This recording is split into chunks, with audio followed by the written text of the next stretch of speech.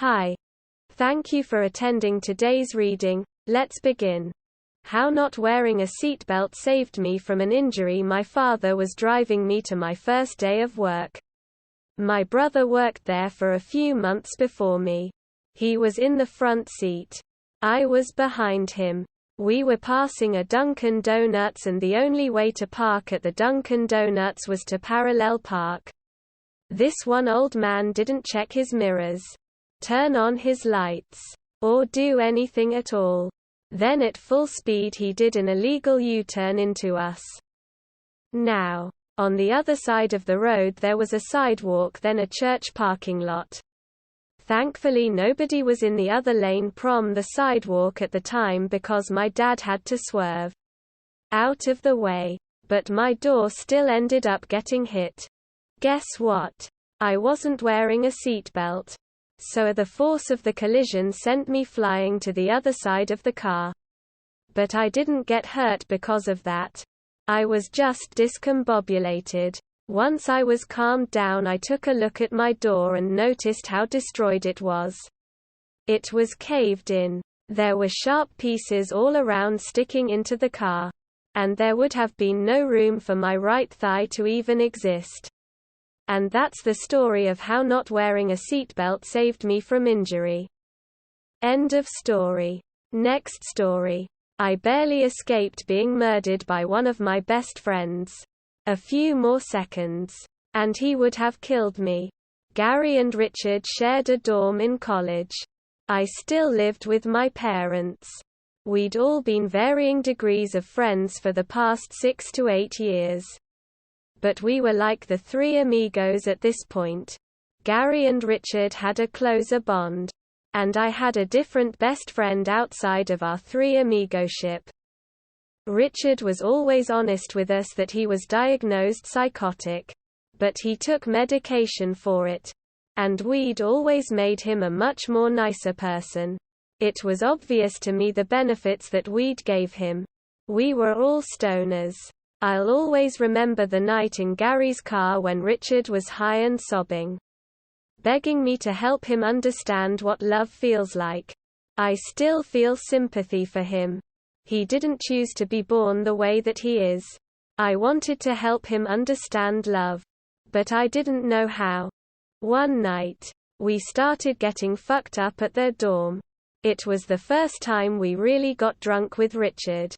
I had introduced Richard to kratom and he became a connoisseur. Me and Richard ate some kratom. The three of us had been drinking a bottle of absinthe that Gary had brought. Richard also ate some Adderall. I brought weed for the three of us. And I want to say that I rolled joints. But I could be completely wrong. We could have used a pipe. We couldn't smoke weed in the dorms. So we went for a walk in the woods in order to smoke weed and keep sipping the absinthe. It's wintertime. We're in one of the snowiest parts of the country. And it was a heavy winter. As it gets dark, we head back to the dorm.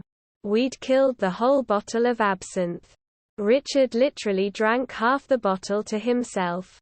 Richard was doing that thing that people do when they are absolutely destroyed, where they go, "I'm not drunk at all," as they struggle to keep standing up. We decided to take him for more of a walk before going back to the dorm because we couldn't get him to put his knife away. And we didn't want people to see him in the building with a knife. Richard was always fucking around with knives. So it wasn't unusual to see him holding a knife. It's very dark. We take Richard through a snowy field. He falls behind me and Gary about 30 feet back. And he follows us while still holding a knife. I am getting very bad vibes. I can tell that there is danger in the situation. My spidey senses were tingling for sure. Me and Gary are trying to talk to Richard. But he doesn't respond. He's too quiet. Richard starts running after us. We start running. We start yelling his name. We yell our own names. Me and Gary separate a bit as we run. Richard clearly targets me. I run towards the nearby parking lot because the more civilization around the better. Richard is gaining on me. I can't outrun him. I knew that in a few more seconds, he was going to catch me. I just barely make it to the parking lot. I let out one last, "Richard," as he's literally about to catch me. I can still hear it in my head. The absolute fear in my voice. Then, Richard slips on the ice and takes a hard fall. Me and Gary lead Richard back to campus as he crawls on the ground with his knife still in his hand. Too drunk to stand. Eventually another student sees him and calls the cops. The cops come. They stand on his hand, grab his knife, and Richard is taken away in an ambulance. We didn't tell the police that Richard tried to kill me. Everyone thought that it was just another college kid who got too drunk. Our amigoship died that night. I believe that too much alcohol is what made Richard lose control. And I hope that he doesn't get drunk like that again. End of story. Next story. I pretended to be a guy online and a woman moved halfway across the country to be with someone. That didn't exist because I was too scared. I've never, ever told anyone this. And have never even written it down. Warning for a wall of text. Sorry this is so long. I just have to get it out. The TL. Doctor is basically the title. From late 1999 to early 2001.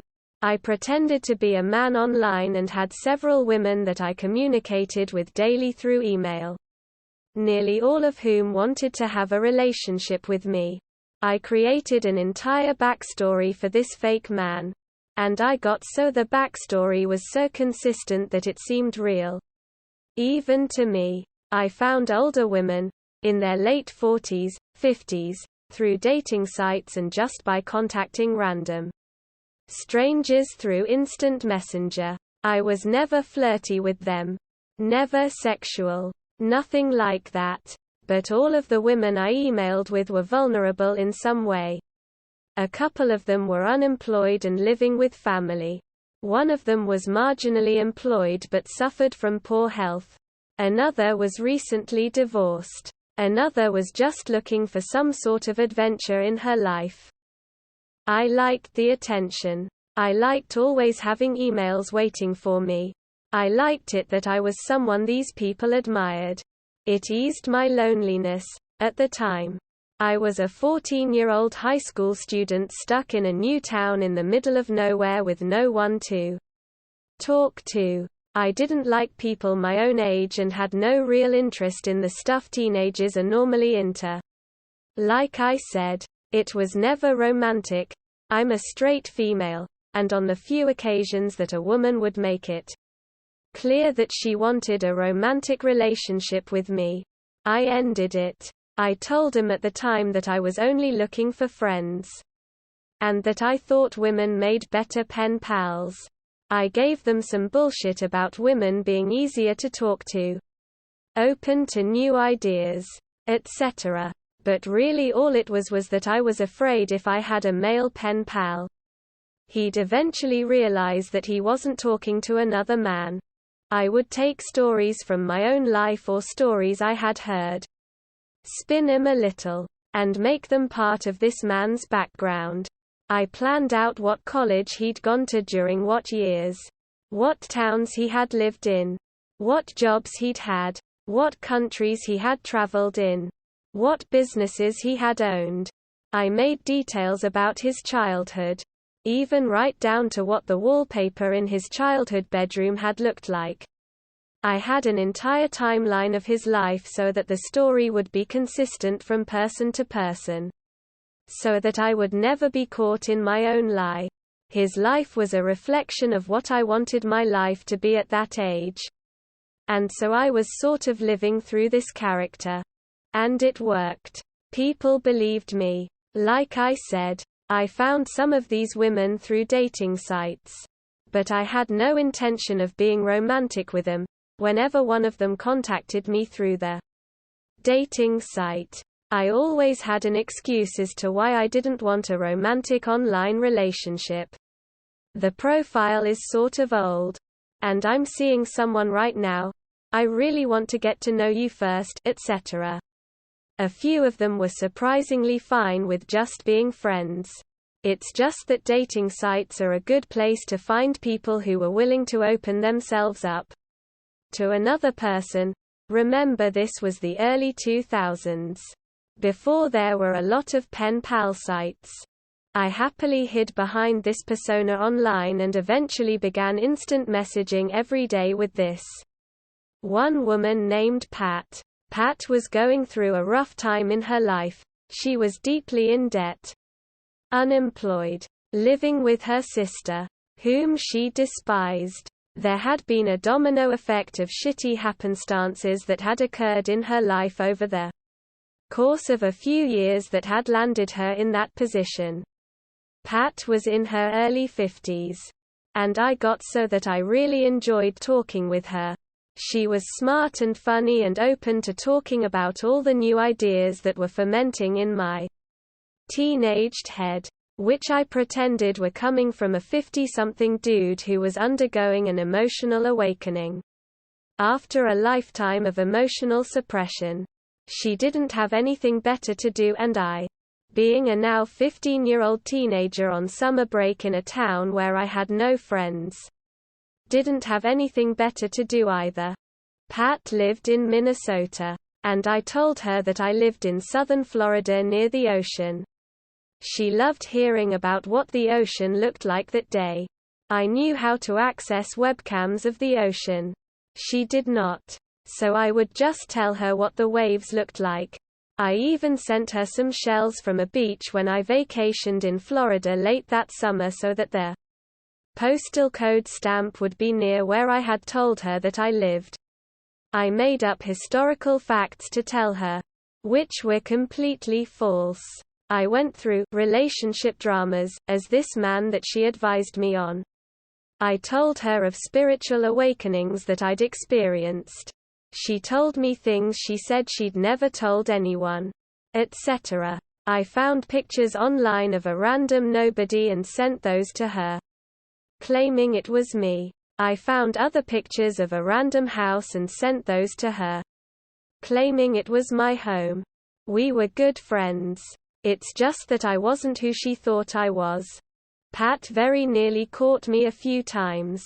Because sometimes she wouldn't believe what I'd said and she would tell me she didn't know if I was real. I always managed to smooth it over somehow. However, she wanted to talk to me on the phone and worse. She wanted to meet me. In fact, by the end, she insisted on it. By that time, she had started working again and had some money. She also wanted out of her situation and to start over. I don't know why I did this. But eventually we got to talking about her coming to live with me at an entirely fake address in southern Florida. We planned it all out meticulously and had known each other for a year. I even told her that I had a friend who was a business owner and would give her a job. This was the only time I spoke to Pat on the phone. When I was pretending to be this friend with a business and I interviewed her for a job that didn't exist in a small business that didn't exist, she wanted to speak to me, the fake me, on the phone. And somehow I always managed to beg her off, telling her that my phone was broken, which was ridiculous, since most internet still ran off the phone line in those days. And that I would call her soon. Soon. I promise. Soon. I would lay awake at night, telling myself that I had to tell Pat who I really was. This woman was about to uproot her entire life to be with someone who didn't exist, but I felt like I was in too deep, and a big part of me really believed this lady would connect the dots and wouldn't really go through with it. I was also 15. And scared of getting in trouble. With who? I don't know. The day came when she was going to fly from Minnesota to the airport near where I lived, in Southern Florida. We had one last instant messenger conversation. With her very excited about her new life and with me assuring her that I would see her in just a few hours. That I would be there to pick her up. I'd have a sign and balloons and everything. I gave her a made-up phone number to reach me with. I agreed that she could stay at my place for a few weeks until she got a couple of paychecks under her belt and she could find her own place. It was like I was watching a stranger typing those words to Pat. Like I was on autopilot. Like it wasn't real. She had told me that she had never taken this big of a chance. But that for once in her life, she wanted adventure. Adventure like the kind I, or rather, my fake persona, had in his life. She was tired of being scared of life and wanted to embrace it. Those next several hours were torturous. I tried to act normal at home but it was impossible. Again, I really believed that she would wise up and call it off at the last minute. Unfortunately, she didn't. A day later, I get an absolutely irate email from Pat, demanding to know where I was. The phone number had connected her to a dry cleaners. The business didn't exist, according to the Yellow Pages. 3 more emails came throughout the course of the next 36 hours. She was writing the email from a library and only had enough money to stay at a hotel another few nights, and then she didn't know what she was going to do since she didn't have enough money to get back home. She said she had never taken a leap of faith in her entire life. And that she had trusted me because she just needed one person in the world who she could trust and who believed she was a worthwhile human being after all of the shit that had happened to her in the past few years. She berated herself for being an idiot, for being misled, for going with her heart instead of her brain. It tore me up. Look, I realize that both she and I made mistakes. But it tore me the hell up to know that there was a lady out there somewhere, someone I considered a friend, despite everything, that was going through such turmoil. And that I had caused it. Her last email was one last attempt to get in touch with me, pleading to please answer her. She must have realized by that time that I wasn't real but was hoping I could somehow help her out. Anyway, but there was nothing I could do. I never answered. In fact, I shut down that entire email address and put that entire episode behind me. I don't know what happened to her. There were so many red flags she should have seen. The fact that I wouldn't speak to her on the phone being the biggest. I think she was desperately looking for something in her life. And however temporarily, I managed to give it to her. Maybe she just wanted to believe and so she ignored her rational mind. But you know that episode of The Simpsons where Bart writes fake love letters to Mrs. Crabapple, who believes they are from a real guy? And how torn up Bart is when he realizes how upset and humiliated Mrs. K will be when she realizes she's been duped. That's how I felt. I let the whole thing go too far. And I must have really hurt and humiliated someone. I feel terrible about that. It wasn't right. I shouldn't have done it. No excuses. Period. Every time this memory pops into my head, I get that cold feeling of shame all throughout my body. I don't even totally know why I did all this. Pat, wherever you are, I am sorry. TL. Doctor. I pretended to be a guy online and a woman moved halfway across the country to be with someone. That didn't exist because I was too scared to tell the truth. End of story. That is all for today. If you want to support my automated channel, feel free to drop a like and subscribe. See you tomorrow.